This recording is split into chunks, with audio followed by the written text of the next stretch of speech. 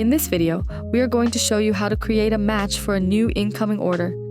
When a customer buys from your store, the order will automatically populate inside the orders page. If the product in that order has not been previously matched, you will see a match button in the Actions column. Click Match to open the matching dashboard. Here, you will see the item or items in that order. Select the item you want to match and all your uploaded files will appear in the dashboard. If the file you are matching hasn't been uploaded yet, you can click the Upload File button and drop in your STL. Once that finishes, select your newly uploaded file.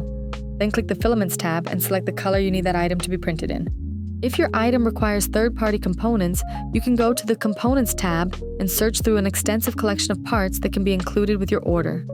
In this example, we need to add a wireless charging puck so that it can be included anytime this item is ordered. You can also upload a custom insert card if you need any special instructions included with that item, but we'll cover that in another video. Once everything is done, just click Create Match to finalize the connection.